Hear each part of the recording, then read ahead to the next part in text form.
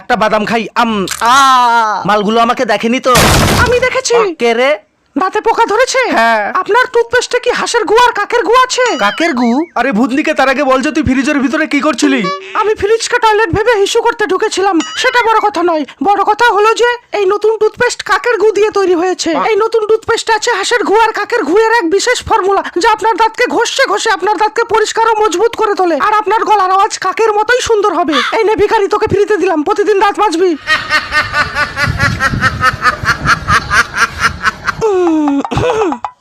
মা, একটা প্রশ্ন ছিল। কি প্রশ্ন? তুমি বাবার টাকা চুরি করে ব্লাউজের মধ্যে কেন রাখো? কারণ তোর বাবা যাতে টাকা খুঁজেই না পায়। মা, তুমিও যে কি করো না, বাবা তো সেদিন ভুল করে কাজের মাসিটার ব্লাউজের ভিতরে খুঁজছিল। আচ্ছা, বড় বউ দুজনে কি কথা বলছে? শোনো, আমার বিড়ি না খেলে পায়খানা হয় না। আরে কোনো ব্যাপার না, আমারও সেম।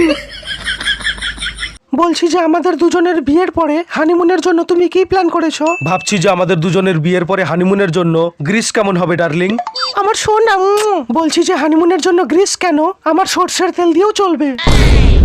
আমি ওই গ্রিসের কথা বলিনি, আমি গ্রিস দেশের কথা বলেছি। বলছি মা, এটা কি জিনিস? ডেটল। এটা দিয়ে কি হবে? কিছুই হবে না। মা, এটা দিয়ে কি হবে? কিছুই হবে না। যখন ডেটল দিয়ে কিছুই হবে না, তাহলে এইসব ফালতু জিনিস কিনে তুমি টাকা কেন নষ্ট করো? এভাবেই তুমি বাবার টাকাগুলো নষ্ট করছো, আর বাবার বিড়ি খাওয়ার টাকা থাকে না।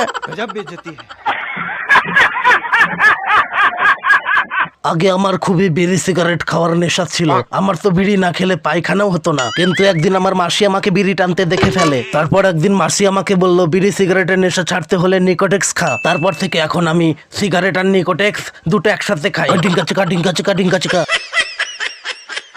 মোটা ভাই, তোমার কাছে ভালো জাঙ্গিয়া হবে যেটা সহজে ছিঁড়বে না? হ্যাঁ, অবশ্যই হবে। তাহলে একটা দাও। এই নাও। জাঙ্গিয়াটা পরার পরে ছিঁড়বে না তো?